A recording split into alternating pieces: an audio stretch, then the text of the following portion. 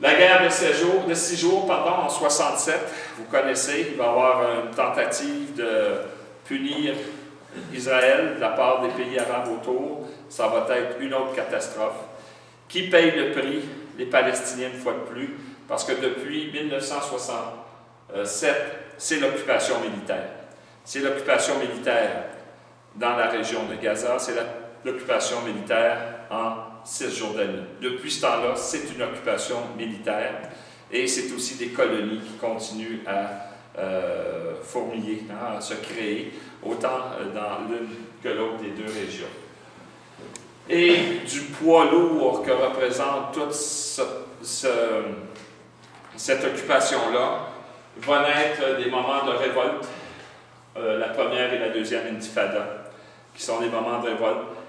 La deuxième, créée, vous vous souvenez, par Sharon, qui va se présenter près du mosquée Al-Aqsa et qui va provoquer, en quelque sorte, et la première intifada, la révolte des pierres. À cela, si on rentre dans les temps plus proches de nous, dans les derniers 20 ans, il va y avoir des tentatives de processus de paix, Oslo. Il va y avoir des discussions, celle de Camp David.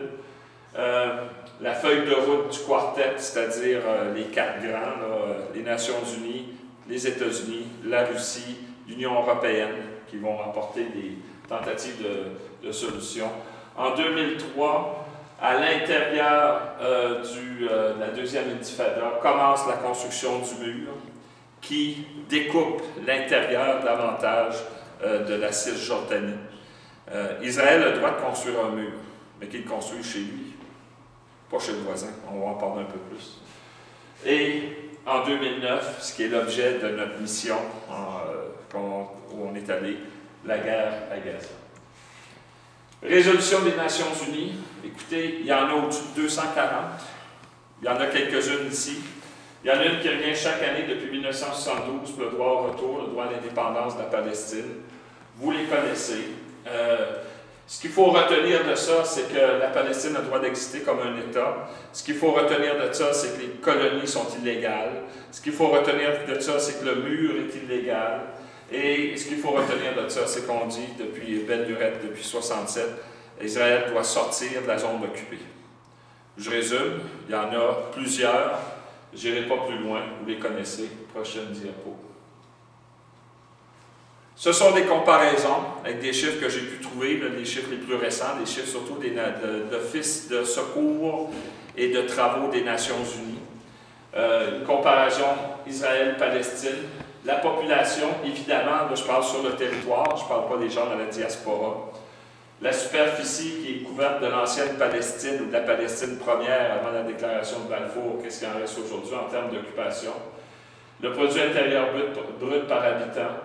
Le chômage, vous voyez la différence. Ici, pour que les élèves comprennent bien, il y a toute la question de l'effet du blocus qui existe depuis juin 2007. Le blocus autour de Gaza, la condition de chômage qui est très dure. Les soldats, ça ce sont des soldats officiels, on ne parle pas de la milice, on ne parle pas qui sont les Israéliens, il y a l'armée obligatoire aussi, etc. Mais, écoutez, quand on est à 160 000 à zéro, on peut en mettre 300 000 à zéro, c'est le zéro. Là. Comment est-ce que les Palestiniens peuvent se défendre? Puis non seulement on peut parler des soldats, on pourrait parler des dépenses militaires aussi. Hein? Vous connaissez les chiffres, c'est très disproportionné. Pour que les gens comprennent ici aussi, je le ramène aussi au niveau des confessions religieuses. Les Juifs sont 76% d'Israël, les musulmans 16%, chrétiens et druzes 3%. Et vous voyez du côté palestinien. Ce qui est important de comprendre, c'est que dans toute l'équation, et comme dit le proverbe perse, de la nuit la plus obscure jaillira toujours le soleil, les Palestiniens, leur nuit est obscure depuis longtemps. Mais il n'en demeure pas moins qu'en Israël, ils ont leur conflit interne entre pratiquants juifs, les orthodoxes, les plus libéraux. Ils ont leur système politique qui est une proportionnelle pure, qui fait en sorte que je ne sais plus combien il y a de partis politiques, mais les petits partis politiques plus radicaux, plus ultra-nationalistes israéliens avec qui les gouvernements qui prennent le pouvoir, les partis qui prennent le pouvoir sont obligés de faire des coalitions, font en sorte qu'il y a de l'extrême droite qui rejaillit trop souvent, malheureusement. Mais il y a aussi une présence musulmane, du fait qu'on les appelle, vous le savez, les Israéliens arabes, ou les Arabes israéliens, peu importe, ce sont des gens qui sont des Palestiniens, qui sont restés là, qui ont, pour une raison ou une autre, sont toujours en terre, sont 1 million de personnes. Donc, dans la grande équation de ceux qui veulent un État israélien juif à 100%, c'est pas demain la veille. Et l'autre chose, c'est que la migration, l'immigration vers Israël de pratiquants juifs dans le monde a des limites. Ils ont leur contradiction interne. Fait que c'est juste une notion qu'il faut garder. Tandis que les Palestiniens, comme les Premières Nations ici, c'est bien difficile de dire à un Algonquin « go back home ». C'est bien dur de dire à un Mohawk « go back home ». Il l'est à la maison. On se comprend? Les Palestiniens sont chez eux. La guerre à Gaza, des données avant de rentrer dans les photos. Et ce sont des chiffres qui nous viennent autant de l'ONU que de l'État israélien. Donc, bon, le nombre de personnes tuées, 1872 Palestiniens, 3 soldats israéliens, ce sont des civils, les 1872. Les blessés, vous voyez la proportion. Destruction de l'activité économique.